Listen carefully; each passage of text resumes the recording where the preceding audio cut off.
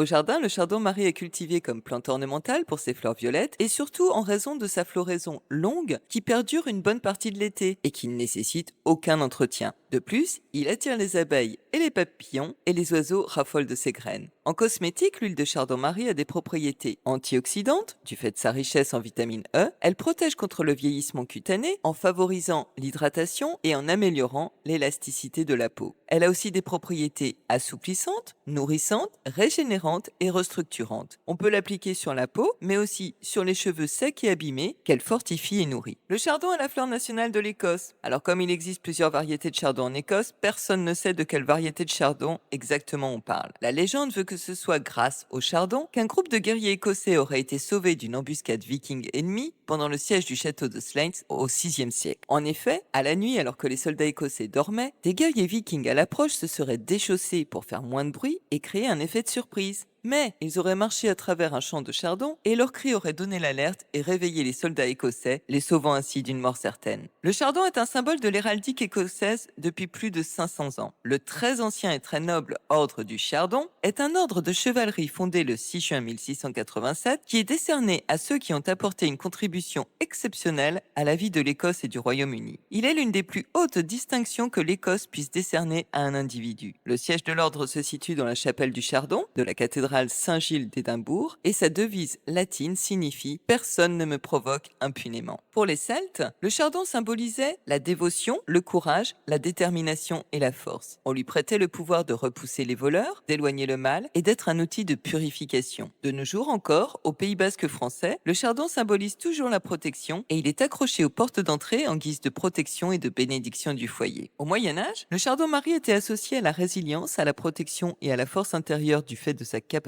à pousser dans des conditions difficiles et de son caractère épineux, et en tant que plante sacrée et bénéfique, il était souvent utilisé dans les rituels spirituels ou même comme amulette pour éloigner les mauvais esprits et les énergies négatives. Dans la tradition chrétienne, le chardon-marie symbolise la pureté et la bénédiction de la Vierge Marie et il est souvent utilisé lors des prières de guérison spirituelle. Dans le langage des fleurs, le chardon-marie n'est associé à aucune occasion particulière, mais il est souvent employé en arrangement floral car la couleur de ses fleurs rehausse et agrémente joliment les compositions. Comme il symbolise la résilience et la bénédiction, on peut l'inclure dans des compositions offertes à des personnes qui traversent des moments difficiles, en signe de force et d'encouragement.